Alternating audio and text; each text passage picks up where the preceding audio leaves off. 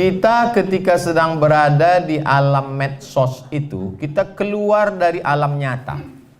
Bapak Ibu mau tak mau, suka tak suka, coba rasakan dengan perasaan ketika masuk ke dalam alam Instagram, komen di YouTube, di Facebook, itu seolah-olah kita sedang berada di dalam alam yang tersendiri.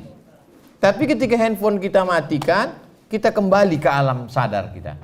Jadi banyak kita yang terpicu, terpukau, tersihir dengan medsos, lalu kemudian keluarlah sumpah serapah antah berantahnya, dan jejak digital amat sangat kejam.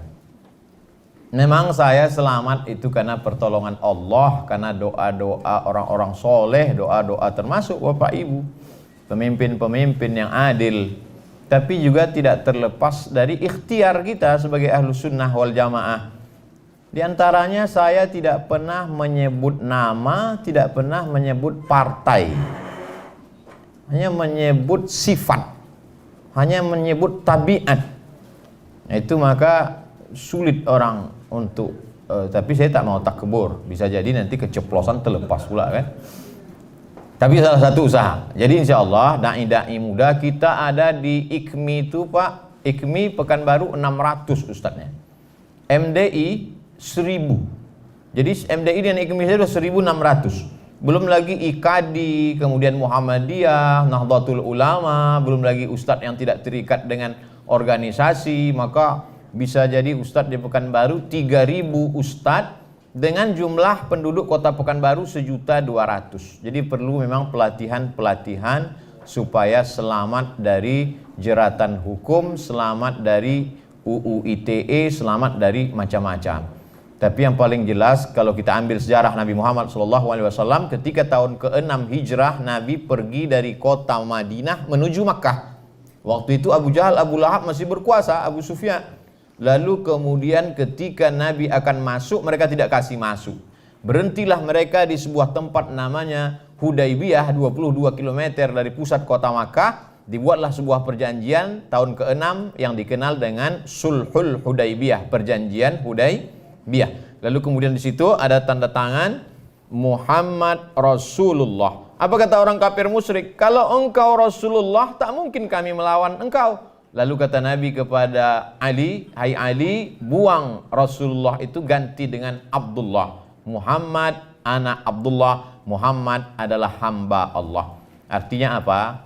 Ada strategi yang dijalankan oleh Nabi SAW. Tidak hantam kromo, bantai saja. Apa kata pesan Syekh Muhammad Al-Ghazali? Jangan memandang musuh dengan mata yang rabun. Sekarang banyak pejuang-pejuang matanya rabun.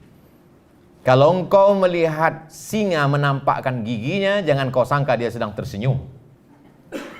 Itu bukan hadis, dapat saya di grup WhatsApp. Jadi memang mesti berhati-hati, antisipasi, mesti ada mengingat nasihat orang. Dan saya kalau ketemu dengan ulama, dengan kiai, dengan tuan guru, apa masukan-masukan untuk saya? Ada kawan-kawan ceramah di advokat, pengacara, apa ya, mereka sampaikan semua. Tapi balik lagi kepada kalau kita sudah berusaha optimal, terjadi juga qadar Allah. Tapi kalau kita tidak ada usaha, maka sesungguhnya itu adalah hukum sebab dan akibat. Jadi pertanyaan Bapak sekaligus juga sebagai pengingat-pengingat untuk saya, supaya kita menjalani ini. Intinya hidup ini tidak pernah ada selesai as-sira' bainal haqqi wal batil, antara hak dan batil. Itu sudah sunnatullah.